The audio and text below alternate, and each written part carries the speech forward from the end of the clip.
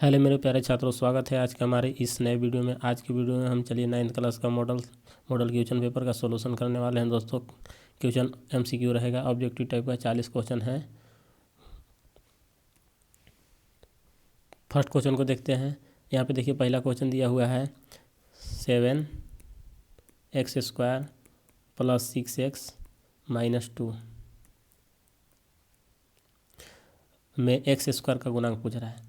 तो यहाँ पे देखिए x² का गुणांक निकालना है, तो x² का गुणांक इसमें हो जाएगा 6। तो राइट आंसर 6 होगा। आगे दोस्तों इसी क्वेश्चन में देखिए, अगर x² का गुणांक पूछेगा तो 7 आंसर होगा, अगर अचर पद पूछेगा तो -2 आंसर होगा। बट अभी x² का गुणांक निकालना है, x का गुणांक निकालना है, तो x का गुणांक 6 होगा।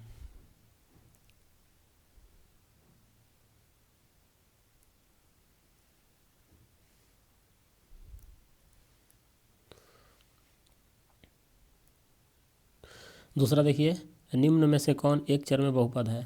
ऑप्शन नंबर ए है 3√x + x√2। तो यहाँ पे देखिए ऑप्शन नंबर ए एक चर में बहुपद नहीं है, क्योंकि यहाँ पे चर राशि का घात एक पूर्ण संख्या नहीं है दोस्तों। तो ऑप्शन नंबर ए आपका गलत आंसर होगा। ऑप्शन नंबर बी देखिए, यहाँ पे √x + 2 है, तो यहाँ भी चर राशि का घात एक पूर्ण संख्या नहीं है, तो ये भी ऑप्शन नंबर बी भी नहीं होगा। ऑप्शन नंबर सी को देखते हैं, तो ऑप्शन नंबर सी है 4x² और यहाँ से है √3 और यहाँ पे x है -7। तो यहाँ पे देखिए चार राशि का घात पूर्ण संख्या है और यहाँ पे भी, तो ये आपका एक चर में बहुपद है। और यहाँ पे देखिए चर देखा जाए तो एक ठो चर है, केवल x पर है, तो ये एक चर में बहुपद है। ऑप्शन नंबर सी आपका राइट आंसर होगा।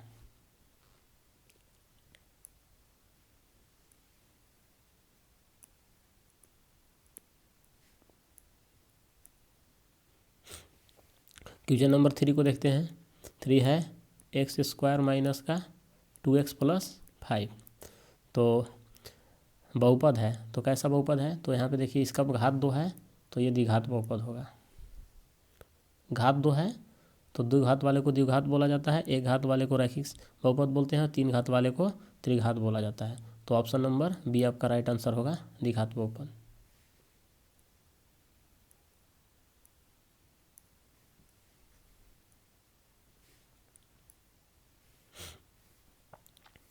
Question number 4।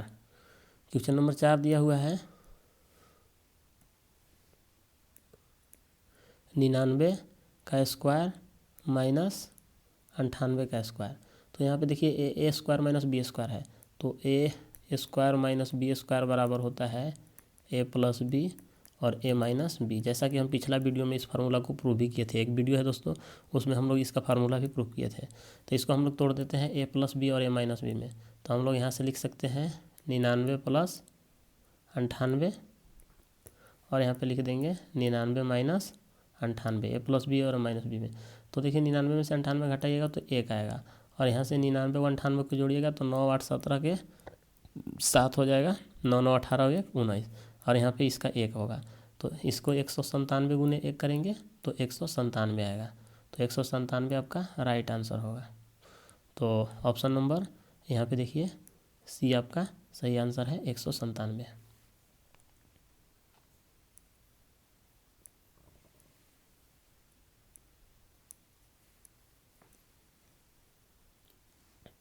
आगे क्वेश्चन नंबर 5 को हम लोग देखते हैं।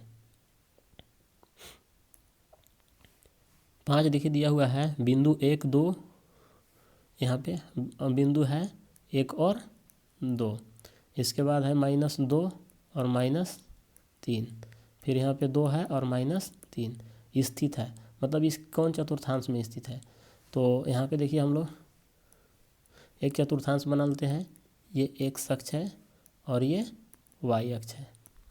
तो ये देखिए प्रथम चतुर्थांश, द्वितीय चतुर्थांश, ये तृतीय चतुर्थांश और ये चतुर्थ चतुर्थांश। तो प्रथम चतुर्थांश में x और y दोनों प्लस में होते हैं, द्वितीय चतुर्थांश में x माइनस में और y प्लस में होता है, तृतीय चतुर्थांश में x माइनस में और y माइनस में, चतुर्थ चतुर्थांश में यहाँ पे x प्लस में और y माइनस में होता है।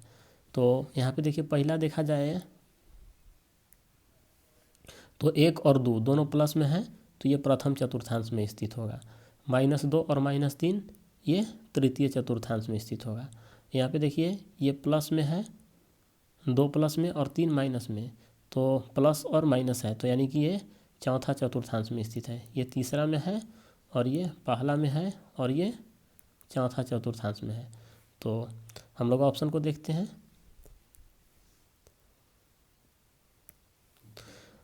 पहला ऑप्शन है प्रथम चतुर्थांश में, दूसरा है एक ही चतुर्थांश में स्थित नहीं है।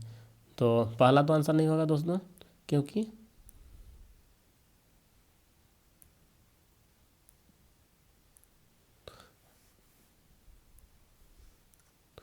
प्रथम चतुर्थांश में नहीं होगा। यहाँ पे देखा जाए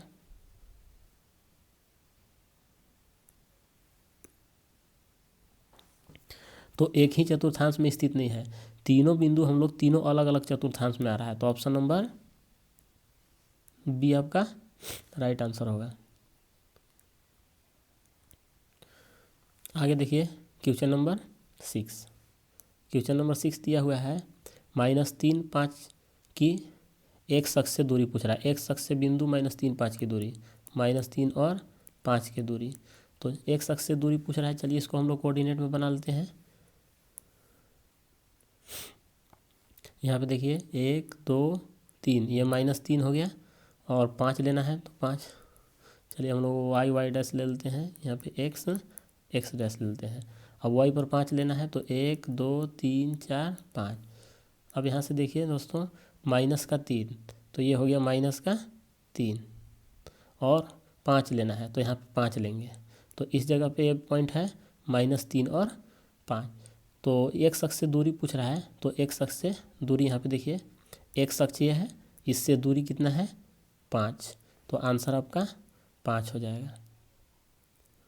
तो एक शख्स से बिंदु -3, 5 की दूरी कितना होगा 5। अगर एक शख्स से दूरी पूछेगा तो y वाला आंसर बता दीजिएगा, और y अक्ष से दूरी पूछेगा तो x वाला आंसर बताना है। तो ये आपका option number C right answer होगा, 5 मात्रक।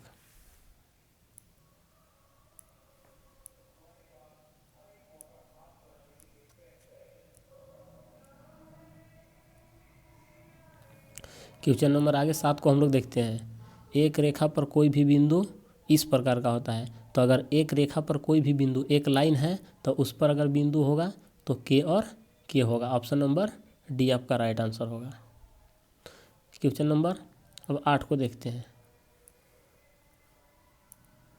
8वां दिया हुआ है समीकरण x + 2y = 6। तो इसका हल है, कौन सा हल होगा? तो ऑप्शन हम लोग यहाँ पे चेक करते हैं। देखिए ऑप्शन नंबर ए 2 और 2 है, तो इसमें x का मान 2 और y का मान 2 दिया हुआ है। तो रख के देखिए, तो यहाँ पे x का मान 2 रख देते हैं, 2 × 2, इधर 6 है तो 2 दूना 4 आएगा, 4 और 2 6। तो यहाँ पे पहला ऑप्शन सेटिस्फाई कर रहा है, तो पहला होगा। अब दूसरा चेक करते हैं, 0 और 3 है। तो यहाँ पे देखिए इस जगह पे हम लोग 0 रख देते हैं और यहाँ पे इस जगह पे 3 रख देते हैं, और इधर 6 है तो यहाँ पे 0 हो जाएगा प्लस का, और 3 दूना 6, यहाँ पे भी 6। तो यहाँ पे देखिए ये भी सेटिस्फाई कर रहा है, तो बी भी सही आंसर होगा। अब सी को रख करके हम लोग चेक कर लेते हैं। तो ऑप्शन नंबर सी देखिए 6 और 0 दिया हुआ है, यानी x का मान 6, y का मान 0 रखना है। तो इसको हम लोग समीकरण है x + 2y = 6 है। तो x का मान 6 रख दीजिए और 2 y का मान 0 रख दीजिए बराबर 6। तो यहाँ पे देखिए 6 + 0 = 6, तो इधर भी 6 आ रहा है, इधर भी 6, तो ये भी ऑप्शन सेटिस्फाई कर रहा है, यानी कि ऑप्शन नंबर डी हमारा राइट आंसर होगा। इनमें से सभी ऑप्शन सही है।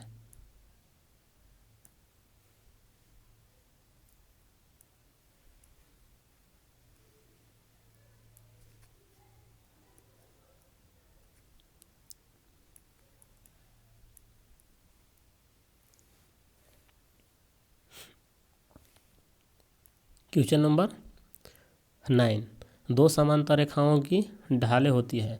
पहला है समान ऋणात्मक व्युत्क्रमानुपाती शून्य परिभाषा। तो दो देखिए दो समांतर रेखा, तो अगर दो ठो अगर हम लोग समांतर रेखा खींचते हैं तो इसका स्लोप पूछ रहा है, तो स्लोप इसका बराबर होगा, जितना स्लोप इसका होगा उतना ही स्लोप चाहे किसी तरह से ऐसे भी समांतर रेखा खींचेंगे दोस्तों तो यहाँ पे भी इसका ढाल क्या हो जाएगा, समान। तो दो समांतर रेखाओं की ढाल क्या होती है, एक समान होती है।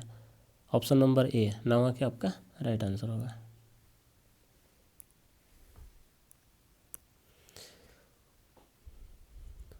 अब देखिए क्वेश्चन नंबर 10 देखिए 10 में दिया हुआ है कि जिस आयत की सभी भुजाएं बराबर हो उसे कहा जाता है। तो जिस आयत की सभी भुजाएं बराबर होती है उसे हम लोग क्या बोलते हैं, वर्ग कहा जाता है।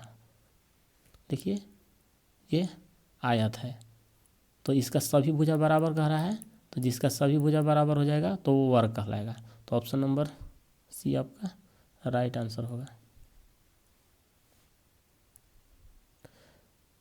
वह कोण जो 180 डिग्री से अधिक तथा 360 से कम हो। तो दोस्तों अगर 180 डिग्री से ज़्यादा कोण का मान 180 से ज़्यादा और 360 से डिग्री से कम हो तो उसे हम लोग अधिक कोण कहा जाता है। तो इसका ऑप्शन नंबर सी आपका राइट आंसर होगा। इसी के साथ और कुछ बात जानिए, जैसे जिस कोण का माप 0 डिग्री से बड़ा थीटा, यानी कोण का माप कोण थीटा होता है दोस्तों, थीटा यानी कि इसको कोण बोला जाता है, चाहे एक्स भी यहाँ पे लिख सकते हैं एक्स। तो अगर जिस कोण का मान 0 डिग्री से बड़ा हो और 90 डिग्री से छोटा हो तो इसे हम लोग न्यून कोण कहते हैं। अगर जिस कोण का माप 90 डिग्री के बराबर हो उसे समकोण कहते हैं। जिस कोण का मान 180 डिग्री के बराबर हो उसे ऋजु कोण या सरल कोण कहते हैं। और जिस कोण का मान 100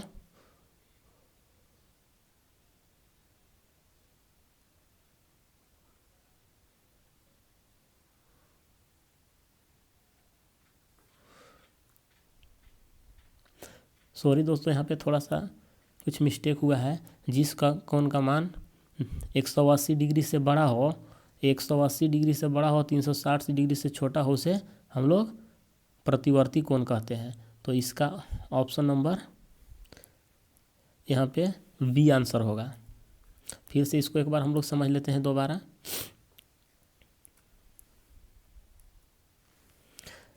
सबसे पहले देखिए फर्स्ट, अगर जिस कोण का मान 0 डिग्री से बड़ा हो और 90 डिग्री से छोटा हो इसे हम लोग न्यून कोण कहते हैं। नंबर 2, जिस कोण का मान यानी x का मान अगर 90 डिग्री के बराबर हो तो इसको हम लोग बोलते हैं समकोण। नंबर 3, जिस कोण का माप 90 डिग्री से बड़ा हो और 180 डिग्री से छोटा हो तो इसको हम लोग बोलते हैं अधिक कोण, अधिक कोण। और जिस कोण का माप 180 डिग्री से बड़ा और 360 डिग्री से छोटा हो इसे हम लोग बोलते हैं ऋजु कोण कहा जाता है।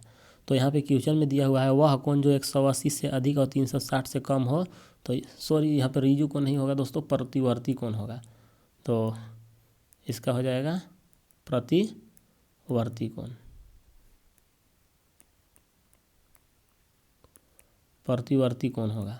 हाँ ऋजु कोण के देख लीजिए, जिस कोण का माप 180 डिग्री के बराबर हो उसे हम लोग ऋजु कोण या सरल कोण कहते हैं। तो अभी पूछा है क्वेश्चन में 180 डिग्री से अधिक और 360 डिग्री से कम हो तो क्या कहलाता है, प्रतिवर्ती कोण कहलाता है। तो इस तरह से हम लोग यहाँ पे देखिए 4-5 टाइप का क्वेश्चन हम लोग न्यून कोण, सम कोण, अधिक कोण और ऋजु कोण, प्रतिवर्ती कोण सभी कोण के बारे में जान गए। इस तरह से अगर क्वेश्चन कोई भी पूछे तो आप इसको कर लीजिएगा। अब आगे आते हैं नेक्स्ट प्रश्न पर।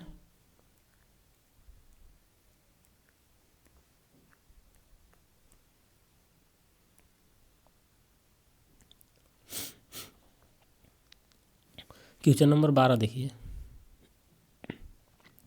उस कोण की माप क्या है जो अपने संपूरक कोण का आधा हो। तो देखिए यहाँ पे संपूरक कोण का आधा, संपूरक कोण किसे कहते हैं, जब दो कोण का योग 180 के बराबर हो तो उसे समपूरक कोण कहते हैं। इसका डिफिनीशन लिख लीजिए। समपूरक कोण जब दो कोणों का योग 180 डिग्री के बराबर हो तो उसे समपूरक कोण कहते हैं। जब दो कोणों का समपूरक कोण का डिफिनीशन है, जब दो कोणों का योग 180 के बराबर हो तो उसे समपूरक कोण कहते हैं। तो क्वेश्चन में दिया हुआ है कि उस कोण की माप क्या है जो अपने समपूरक कोण का आधा है। तो समपूरक कोण का आधा यानी समपूरक 180 डिग्री होता है, तो इसका आधा पूछ रहा है, तो इसका आधा होगा 90 डिग्री, यानी कि ऑप्शन नंबर ए आपका राइट आंसर होगा।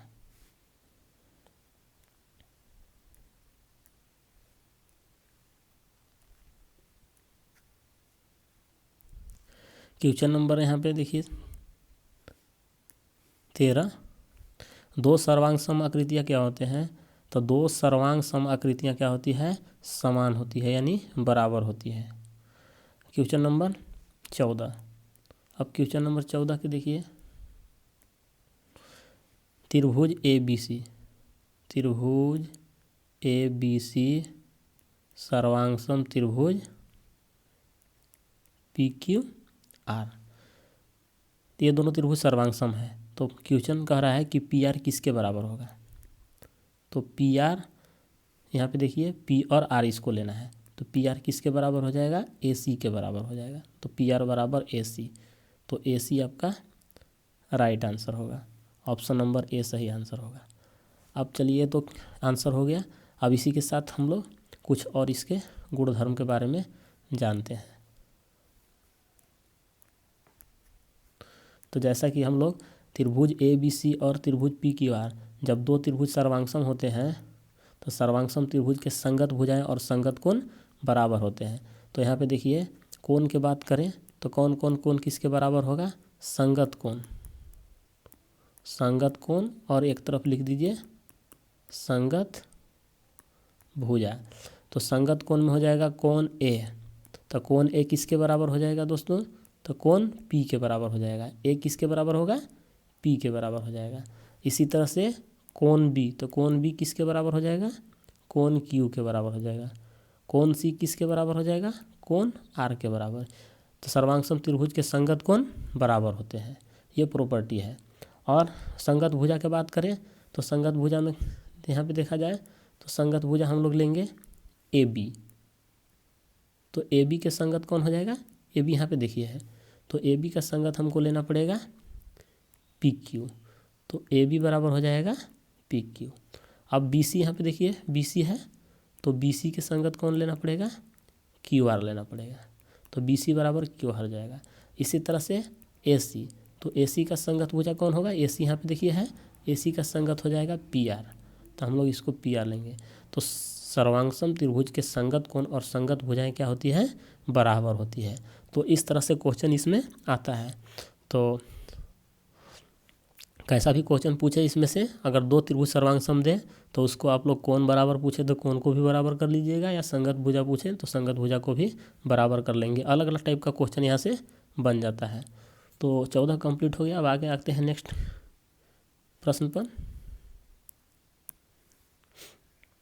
15 देखिए दिया हुआ है, यदि एक चतुर्भुज के कोण 3:1:6:5 के अनुपात में है तो इस चतुर्भुज का सबसे छोटे कोण का मान पूछ रहा है। तो सभी कोणों को हम लोग x मान लेते हैं। जैसे चतुर्भुज के 4 कोण हैं, एक 3 अनुपात में है तो इसको 3x मान लेते हैं और सभी को जोड़ते हैं।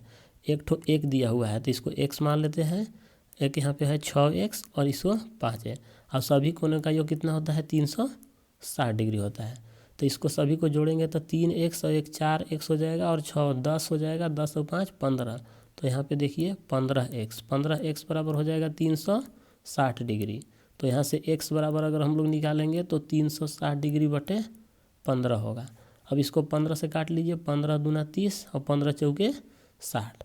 तो यहाँ पे x बराबर आ गया 24 डिग्री। तो x बराबर जब 24 डिग्री आ गया तो सबसे छोटा कौन पूछ रहा था, तो सबसे छोटा यही है दोस्तों। यहाँ पे देखिए सबसे छोटा दिया हुआ है x, तो ये हो जाएगा 24 डिग्री, आपका राइट आंसर हो जाएगा। तो ऑप्शन में देखिए यहाँ पे ऑप्शन नंबर बी सही आंसर है। अब इसी तरह से यहाँ पे क्वेश्चन में बड़ा कौन भी पूछ सकता है, तो बड़ा कौन पूछा जाएगा। तो यहाँ पे देखिए सबसे बड़ी कौन सा भुजा है, तो 6x है। तो यहाँ पे 24 गुने अगर 6 अगर हम लोग मल्टीप्लाई कर देंगे, x का मान 24 रख देंगे, तो इसका बड़ा कौन आ जाएगा 6 चौके 24 के 4 2 हो जाएगा, 6 दूना 12 2 14, तो 144 डिग्री सबसे बड़ा कोण। एक क्वेश्चन यहाँ से और बनता है, सबसे बड़ा कोण और सबसे छोटा कोण का अंतर पूछता है। तो सबसे बड़ा कोण हम लोग के 144 डिग्री आया, सबसे छोटा कोण आया 24 डिग्री। तो इसका अगर बड़ा और छोटा कोण का अंतर भी पूछेगा तो हम लोग क्या करेंगे, सबसे बड़ा कोण निकालेंगे, 144 डिग्री इसमें आया है और सबसे छोटा कोण 24 डिग्री आया है, तो इसका अंतर निकालेंगे 0, 4 में से 2 गया 2 1। तो इस तरह से यहाँ से 3 टाइप का सवाल बनेगा। 120 डिग्री हो गया, दो कोणों का अंतर, बड़ी कोण और छोटे कोण का अंतर। तो जैसा भी क्वेश्चन पूछेगा, क्वेश्चन को लैंग्वेज समझ के उस हिसाब से सॉल्व कर देना है। चलिए दोस्तों आगे नेक्स्ट क्वेश्चन 16 पर आते हैं।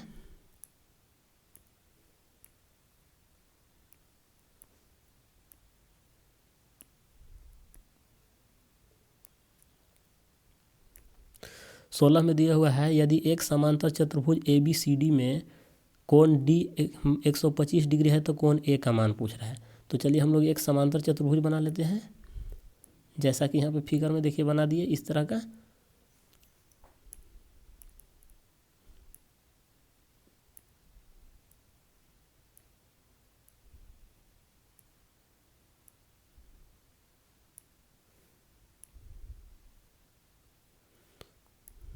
चलिए हम लोग हाथ से ही बना लेते हैं दोस्तों, पेन से। एक समांतर चतुर्भुज बना लेते हैं, ये हो गया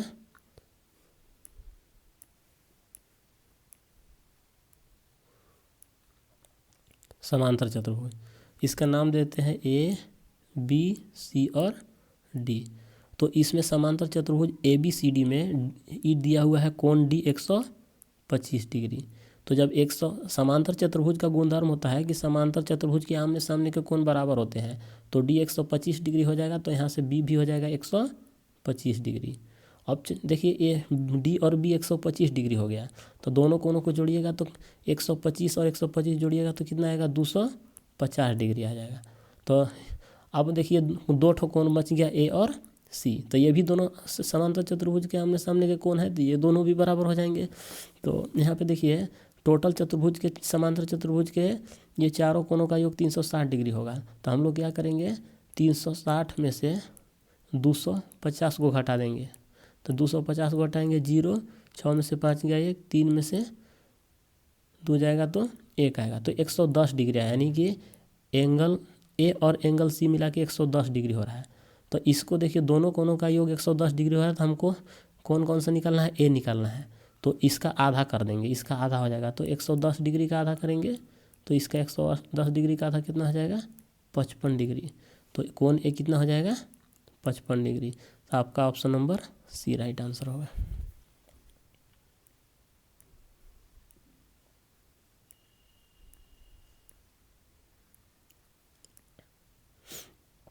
क्वेश्चन नंबर 17 देखिए, दो समांतर चतुर्भुज बराबर आधारों पर और एक ही समांतर रेखाओं के बीच स्थित है, तो उसके क्षेत्रफल क्या होगा।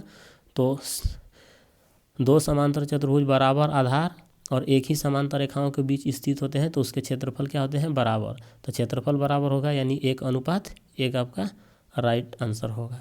क्वेश्चन नंबर 18 देखिए दिया हुआ है, वृत्तखंड एक चाप तथा इसमें क्या रहेगा जीवा के बीच का भाग होता है। वृत्तखंड जो होता है ना, चाप और जीवा के बीच का भाग होता है। एक हम लोग वृत्त बना लेते हैं और उसमें कुछ और एक्स्ट्रा चीज़ों को सीखते हैं, जैसे कि हम लोग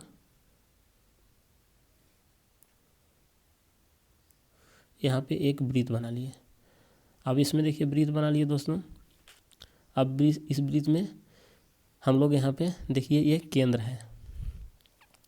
तो जब ये केंद्र हो गया, ये देखिए ये वृत्त का व्यास हो गया। वृत्त की सबसे बड़ी जीवा को वृत्त का व्यास कहा जाता है। और यहाँ पे देखिए ये हो गया आपका जीवा हो गया। तो क्वेश्चन में कह रहा है कि वृत्तखंड के एक चाप तथा जीवा के बीच का भाग। तो यहाँ से देखिए ये वाला जो है जीवा है और ये है चाप। तो जीवा और चाप के खाली जगह में भरना था एक वृत्तखंड। तो ये देखिए वृत्तखंड है, ये लघु वृत्तखंड है और ऊपर वाला है दीर्घ वृत्तखंड है। तो दो वृत्तखंड है तो इसमें चाप तथा जीवा क्या भरेगा, इसमें जीवा हो जाएगा। ये देखिए ये जीवा हो गया और ये चाप हो गया, तो खाली जगह में भरना था, तो जीवा आपका राइट आंसर हो जाएगा। वृत्तखंड जो है चाप और जीवा का बीच का भाग होता है। और जैसा कि इसमें क्वेश्चन अगर आएगा दोस्तों कि एक वृत्त की कितनी जीवाएं होती है, तो एक वृत्त की अनंत जीवाएं होती है। देखिए वृत्त की बहुत सारी जीवाएं हम लोग खींच सकते हैं, तो एक वृत्त की कितनी जीवाएं होती है, अनंत जीवाएं होती है। ये भी क्वेश्चन आपका बन सकता है। अब एक वृत्त की कितनी त्रिज्याएं होती है, तो एक वृत्त की त्रिज्याएं भी कितनी होती है, अनंत होती है। इसका आंसर हो जाएगा। अब देखिए वृत्त की सबसे बड़ी जीवा को क्या कहा जाता है, तो वृत्त की सबसे बड़ी जीवा को व्यास कहते हैं। इसको भी ध्यान में रखिएगा। अब इसके बाद वृत्त की जीवा उसे कितने बिंदुओं पर प्रतिच्छेद करती है, तो वृत्त की जीवा उसे 2 बिंदुओं पर प्रतिच्छेद करती है। ये भी क्वेश्चन बन सकता है आपका एग्जाम में। तो इस तरह से बहुत सारे क्वेश्चन इसमें बन जाएंगे। आगे देखते हैं नेक्स्ट क्वेश्चन को।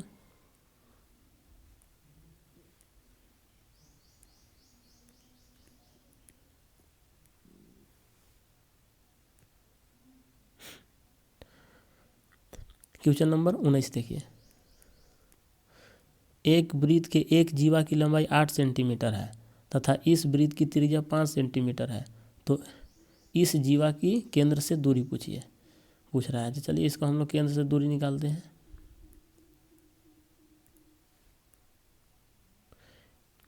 एक वृत्त बना लिए, जीवा की लंबाई 8 सेंटीमीटर है, तो यहाँ से एक हम लोग जीवा खींच लिए।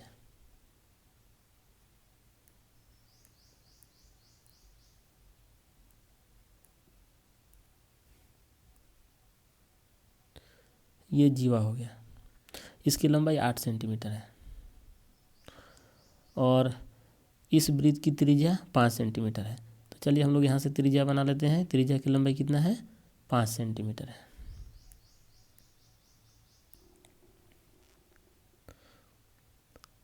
तो इस जीवा की केंद्र से दूरी पूछ रहा है। ये देखिए जीवा है और यहाँ से इसका दूरी निकालना है। ये 8 सेंटीमीटर है और इसको हम लोग लिख लेते हैं 8 सेंटीमीटर और ये त्रिज्या दिया हुआ है 5 सेंटीमीटर। तो जैसा कि हम लोग जानते हैं एक प्रमेय होता है, केंद्र से जीवा पर डाला गया लंब जीवा को समद्विभाजित करता है।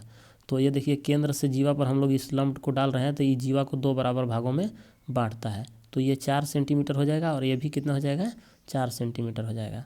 और यहाँ पे देखिए ये 90 डिग्री का कोण बन रहा है। तो यहाँ पे 90 कोण बन रहा है, तो ये वाला कर्ण हो गया और ये आपका लंब हो जाएगा, ये आधार हो जाएगा। तो यहाँ पे देखिए अगर हम लोग लंब निकालना चाहते हैं तो कर्ण के स्क्वायर में से आधार का स्क्वायर घटा देंगे, यानी कि 5 बचे 5 का स्क्वायर माइनस 4 का स्क्वायर बराबर हो जाएगा ये लंब का स्क्वायर। तो इसमें से 5 का स्क्वायर 25 होगा और 4 का स्क्वायर हो जाएगा 16। तो इसको हम लोग माइनस करेंगे तो 9 आएगा। अब यहाँ पे देखिए चूँकि अंडर रूट में होता है तो इसको हम लोग अंडर रूट में लिखेंगे। अब यहाँ पे 9 का वर्गमूल 3 आ जाएगा, तो 3 आपका राइट आंसर होगा। ऑप्शन नंबर ए सही आंसर होगा। अगर इस तरह से अगर हम लोग ये ट्रिपलेट के माध्यम से चले तो दोस्तों यहाँ पे देखिए ये 5 है, ये 4 है, तो 3 यहाँ आ जाएगा। ट्रिपलेट भी याद रखिएगा, तो ट्रिपलेट से भी ये बन जाएगा 3 4 5 एक ट्रिपलेट होता है। आगे नेक्स्ट क्वेश्चन पर चलते हैं। Question number 20।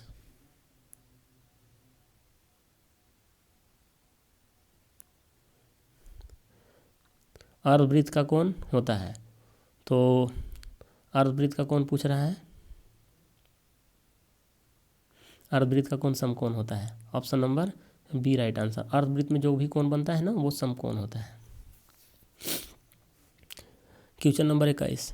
यदि ए बी और सी एक त्रिभुज की 3 भुजाओं की लंबाई है तो कौन सा ऑप्शन सही होगा।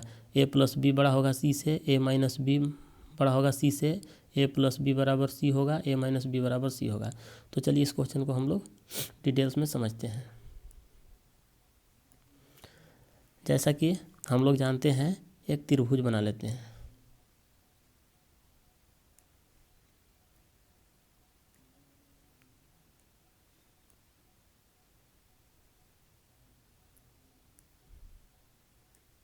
अब इस त्रिभुज बना लेते हैं तो त्रिभुज के किन्हीं दो भुजाओं का योग तीसरी भुजा से बड़ा होता है। मान के चलिए ये ए है और ये बी है और ये सी है। तो त्रिभुज कब कब बनेगा, इसका कुछ कंडीशन होता है। फर्स्ट कंडीशन देखिए, त्रिभुज के किन्हीं दो भुजाओं का योग तीसरी भुजा से बड़ा होता है। तो देखिए ए और बी को जोड़ेंगे तो सी से बड़ा हो जाएगा। इसी तरह से अगर हम लोग बी प्लस सी जोड़ेंगे तो ये ए से बड़ा होगा। अगर ए प्लस सी जोड़ेंगे तो बी से बड़ा होगा। तो ये 3 कंडीशन होते हैं। त्रिभुज के किन्हीं दो भुजाओं का योग तीसरी भुजा से बड़ा होता है। ये तो योग का कंडीशन हो गया। एक और कंडीशन है, उस त्रिभुज के किन्हीं दो भुजाओं का अंतर तीसरी भुजा से छोटा होता है। यानी कि अगर बी माइनस सी करेंगे तो छोटा होगा ए से, ए माइनस सी छोटा करें होगा बी से। तो ये भी एक कंडीशन है कि त्रिभुज के किन्हीं दो भुजाओं का अंतर तीसरी भुजा से छोटी होती है और त्रिभुज के किन्हीं दो भुजाओं का योग तीसरी भुजा से बड़ी होती है। तो चलिए हम लोग इसमें देखते हैं कि कौन सा ऑप्शन सेटिस्फाई कर रहा है। तो यहाँ से देखा जाए तो ए माइनस बी बड़ा होगा सी से, तो ये तो गलत हो गया बी। ऑप्शन नंबर सी को देखिए, ए प्लस बी बराबर तो नहीं होता है, ये भी गलत हो जाएगा। यहाँ पे भी बराबर है, ये भी गलत हो जाएगा। तो पहला ऑप्शन आपका सेटिस्फाई कर रहा है कि ए प्लस बी बड़ा होगा सी से। यहाँ पे देखिए ये वाला सही आंसर होगा। त्रिभुज के किन्हीं दो भुजाओं का योग तीसरी भुजा से बड़ी होती है। तो इस तरह से ये प्रॉपर्टी को आप याद रखेंगे तो किसी टाइप का क्वेश्चन पूछेगा तो यहाँ से आप इसको सॉल्व कर सकते हैं। अब आगे चलिए हम लोग नेक्स्ट क्वेश्चन पर चलते हैं।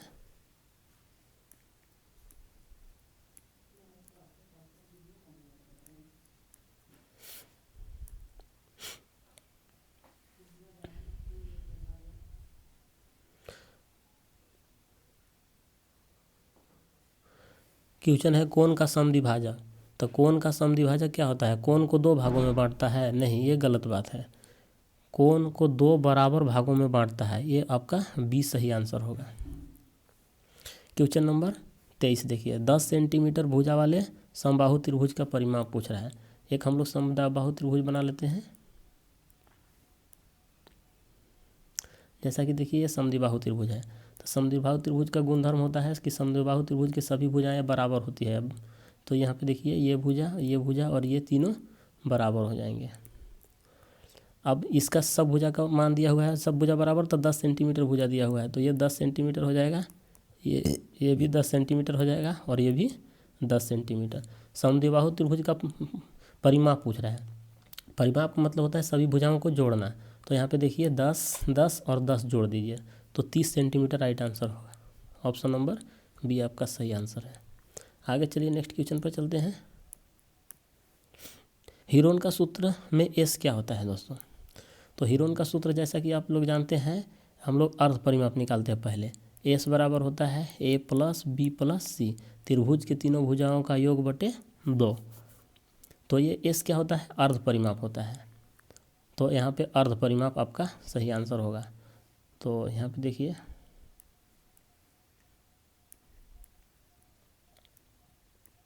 ऑप्शन नंबर सी सही आंसर होगा। अब यहाँ पे हीरोन का सूत्र के बारे में आया है। तो हीरोन का सूत्र क्या होता है? इसका त्रिभुज का क्षेत्रफल भी हम लोग निकाल लेते हैं। त्रिभुज का क्षेत्रफल, तो हीरोन के सूत्र से त्रिभुज का क्षेत्रफल निकालते हैं एस माइनस ए, एस माइनस बी और एस माइनस सी। ये हीरोन का सूत्र है दोस्तों। तो इसमें एस बोला था कि एस क्या होता है? तो एस त्रिभुज का अर्ध परिमाप होता है।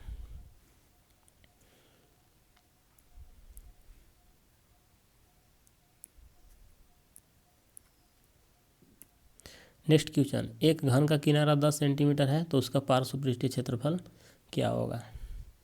Question number 25। तो घन का पार्श्व पृष्ठीय क्षेत्रफल होता है 4a²। तो 4 हो जाएगा, किनारा दिया हुआ है 10, तो यहाँ पे 10 का स्क्वायर।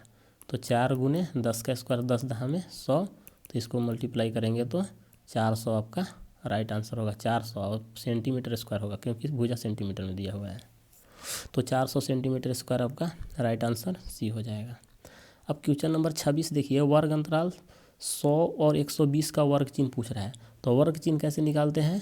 तो यहाँ पे हो जाएगा वर्ग चिन्ह बराबर होता है निचली सीमा प्लस ऊपरी सीमा बटे 2, ये सूत्र होता है। दोनों को जोड़िए, निचली सीमा ऊपरी सीमा को, तो 100 120 जोड़ेंगे तो 220 आएगा बटे 2, तो इसको काटेंगे तो 110 आपका राइट आंसर होगा। ऑप्शन नंबर बी सही आंसर होगा।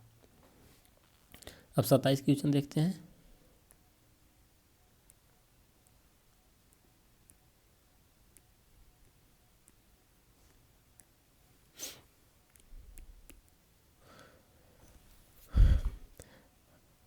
यहाँ पे माध्य निकालना है, तो इसको हम लोग माध्य निकालने के लिए सभी को जोड़ देते हैं। तो सभी को जोड़ेंगे 2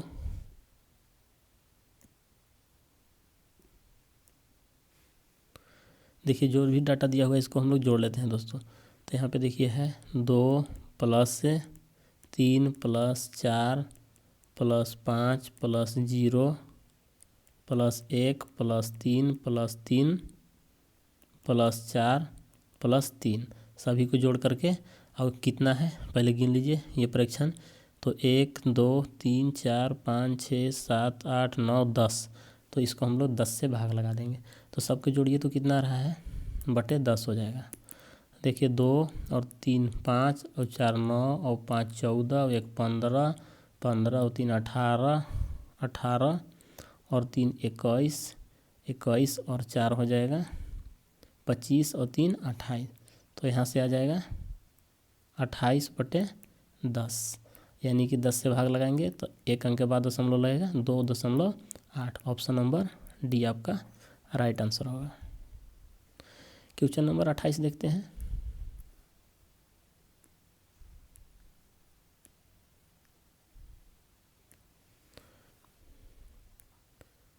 अट्ठाईस देखिए आंकड़ों का माध्य निकालना है।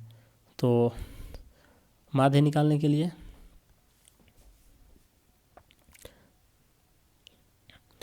देखिए यहाँ पे 4 है, इसके बाद 6 है, 8 है, 9 है और 11 है। 1 2 3 4 5, तो इसका माध्य निकालना है दोस्तों। तो यहाँ पे देखिए ये मध्य में है तो यही आपका माध्य 8 होगा, तो 8 आपका राइट आंसर हो जाएगा। अगर प्रश्नों की संख्या सम है तो हम लोग निकालेंगे माध्य n/2 कर देंगे। जैसे 1 2 3 4 5 यहाँ पे देखिए 1 2 3 4 5 फ्रैक्शन है, तो 5 फ्रैक्शन है तो इसका मध्य वाला क्या हो जाएगा माध्य हो जाएगा, तो 8 आपका राइट आंसर होगा। देखिए 2 फ्रैक्शन इधर कर दीजिए, 2 फ्रैक्शन इधर, बीच वाला ही क्या हो जाएगा माध्य होगा।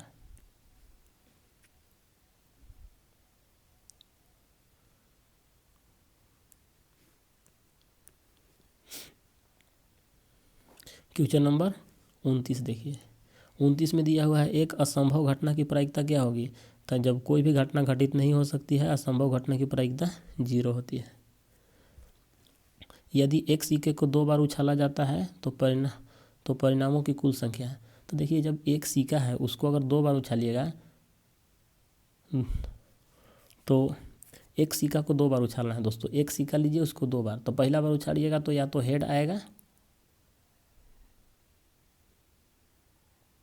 या टेल आएगा, तो यहाँ पे 2 कंडीशन आ गया। फिर जब दूसरा बार उछालेंगे तो या तो टेल आएगा या तो हेड आएगा। तो यहाँ पे देखिए 2 कंडीशन यहाँ पे और 2 कंडीशन यहाँ पे, तो यानी कितने कंडीशन बन रहे हैं 4।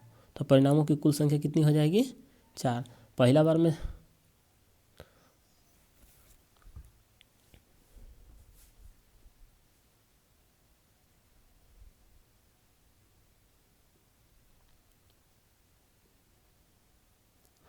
आगे देखते हैं नेक्स्ट क्वेश्चन। निम्न में से किसका दशमलव प्रसार शांत होगा। पहला ऑप्शन है 1/11, बी में है 9/25, सी में है 3/13 और डी दिया हुआ है नन ऑफ दीज, इनमें से कोई नहीं। तो देखिए शांत पूछ रहा है तो शांत के लिए एक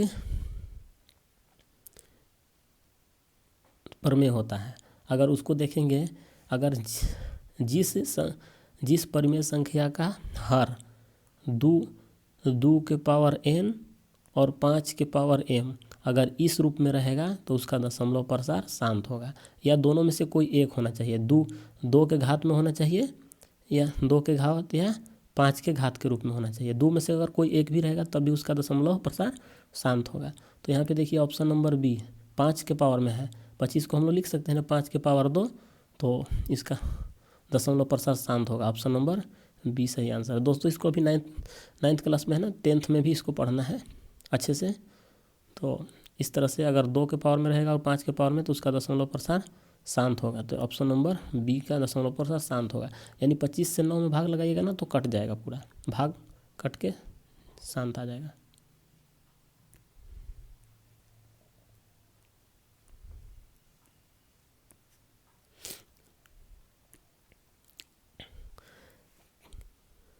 क्वेश्चन नंबर 32 देखिए, 32 दिया हुआ है 3x माइनस 2 का शून्यक निकालना है।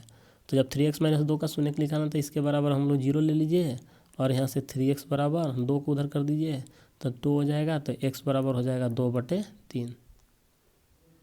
तो आपका सही आंसर हो जाएगा 2/3 सी। ये 2/3 इस बहुपद का शून्यक है। अब 33 देखिए, 33 में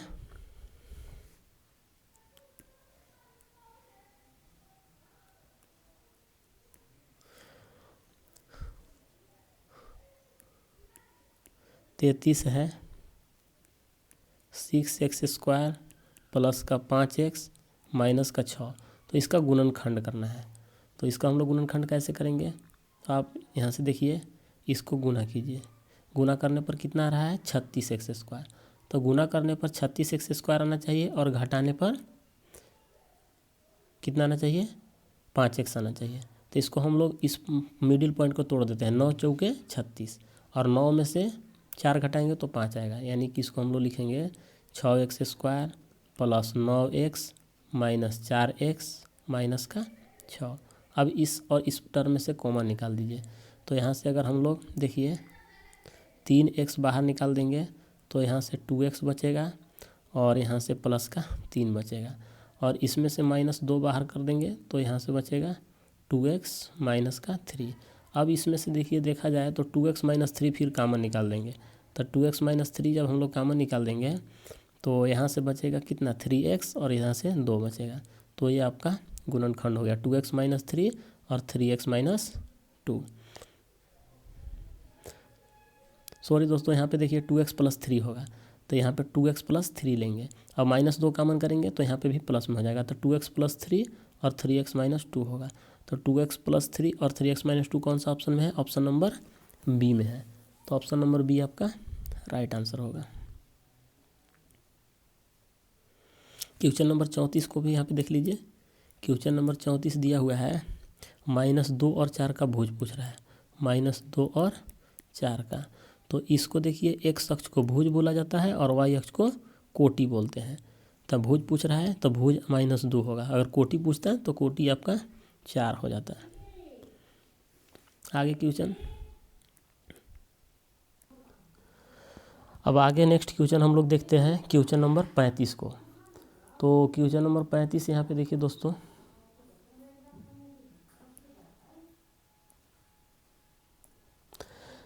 दिया हुआ है यदि बिंदु 3, 4 समीकरण 3y बराबर ax प्लस 7 पर स्थित है तो a का मान पूछ रहा है। तो चलिए हम लोग इस समीकरण को लिख लेते हैं।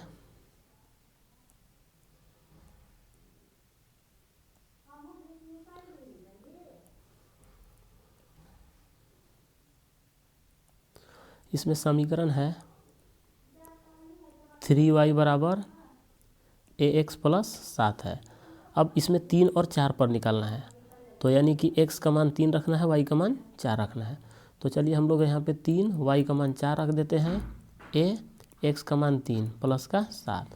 तो यहाँ पे देखिए 4 3 12 हो जाएगा, और यहाँ से 3a प्लस का 7 हो जाएगा। अब 12 में से 7 माइनस कर दीजिए तो 3a, 12 में से 7 जाएगा तो 5 आएगा, बराबर 3a। तो यहाँ से a बराबर हो जाएगा 5/3। तो a का मान 5/3 होगा। तो 5/3 देखिए कौन सा ऑप्शन में है। नेक्स्ट पेज पर चलते हैं। यहाँ पे देखिए 5/3 ऑप्शन नंबर सी में है, तो सी आपका राइट आंसर होगा। क्वेश्चन नंबर 36 देखिए दोस्तों, 55 डिग्री का पूरक कोण पूछ रहा है। तो 55 डिग्री, यदि पूरक कोण का डिफिनीशन क्या होता है, यदि दो कोणों का योग 90 हो तो पूरक कोण कहलाता है। तो 55 का पूरक निकालना है तो 90 में से 55 घटा दीजिए। कभी भी पूरक कोण निकालना होगा उसको 90 में से घटाइएगा। समपूरक निकालना होगा 180 में से घटाएंगे। तो यहाँ पे 10 में से 5 जाएगा तो 5 आएगा, और 8 में से 5 गया तो 3, तो 35 डिग्री आपका राइट आंसर होगा। ऑप्शन नंबर बी सही आंसर है। आगे नेक्स्ट क्वेश्चन को सोल्व करते हैं। क्वेश्चन नंबर 37, त्रिभुज ABC में AB बराबर BC है और B बराबर 70 डिग्री है, तो एक बराबर होगा, ए का मान पूछ रहा है। एक हम लोग त्रिभुज बना लेते हैं।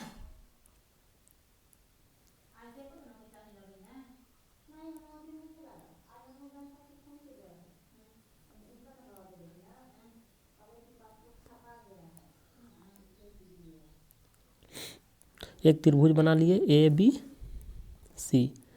ABC में AB बराबर BC दिया हुआ है। तो यहाँ पे देखिए AB और BC ये दोनों बराबर है, और कोण B दिया हुआ है 70 डिग्री।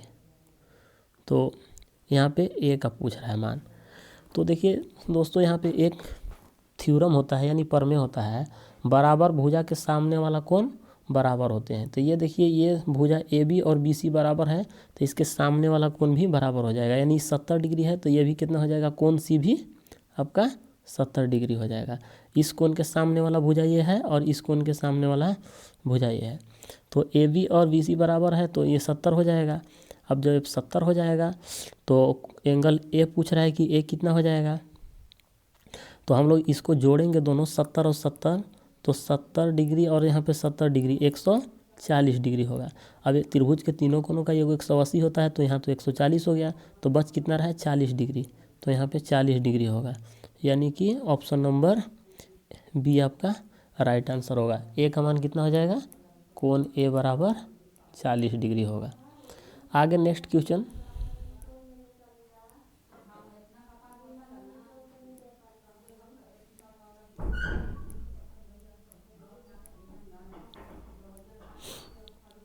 एक चतुर्भुज के 3 कोण दिए हुए हैं, तो इसका चौथा कोण पूछ रहा है। तो तीनों कोणों को जोड़ लीजिए और 360 में घटा दीजिए, टोटल होता है 360 डिग्री। और 3 कोण कौन कौन है, देखिए 75 डिग्री है, 75 डिग्री तो 150 हो जाएगा, और 150 में 90 और जोड़ दीजिए, तो 150 में 90 जोड़ेंगे 0, 9, 5, 14 के 4, 1, 2, 240 डिग्री। अब इसमें 360 में से 240 डिग्री घटा दीजिए, ये 3 ठो कोणों का योग हो गया, तो 0 आ जाएगा, 6 में से 4 गया तो 2, 3 में से 2 गया तो 1, तो 120 डिग्री आपका राइट आंसर होगा। ऑप्शन नंबर डी सही आंसर होगा। अब क्वेश्चन नंबर 39 को हम लोग देखते हैं।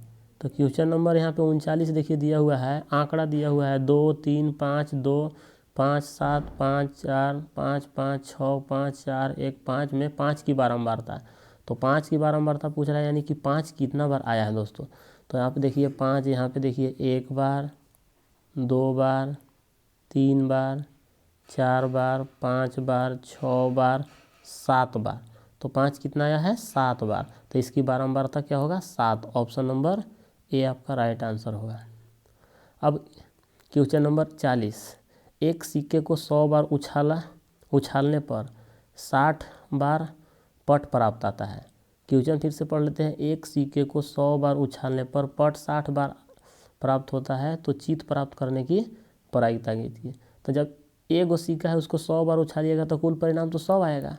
अब 100 में से पट आता है 60 बार, तो 60 इसको माइनस कर दीजिए, तो 0, 40, तो 40 बार क्या आएगा, ये 60 बार तो पट आता है, तो 40 बार चित्त आएगा। तो चित्त प्राप्त करना हो, निकलना है, तो चित्त प्राप्त करने की प्रायिकता क्या हो जाएगा, तो 40 बटे कुल परिणामों की संख्या 100, तो 40 बटे 100 आपका राइट आंसर होगा। ऑप्शन नंबर बी सही आंसर है। तो इस तरह से हम लोग मैथ के एक शॉर्ट का सॉल्यूशन पूरा सेट का कंप्लीट हो गया। दोस्तों वीडियो कैसा लगा, वीडियो अगर अच्छा लगा होगा तो मेरे चैनल को लाइक एंड सब्सक्राइब कर दीजिएगा, और इसी तरह का वीडियो प्राप्त करते रहिएगा, और ज़्यादा से ज़्यादा स्टूडेंटों तक शेयर कीजिएगा, ताकि इस वीडियो का लाभ सभी को मिल सके। 9वीं क्लास के विद्यार्थियों थोड़ा ध्यान देंगे, चैनल को लाइक एंड सब्सक्राइब कर देंगे ताकि कोई भी वीडियो अपलोड करें तो उसका नोटिफिकेशन सबसे पहले आपको प्राप्त हो सके। फिर आगे हम लोग नेक्स्ट मैथ के सेट का सॉल्यूशन के साथ मिलेंगे अगले वीडियो में। तब तक के लिए धन्यवाद। मिलते हैं नेक्स्ट वीडियो के साथ।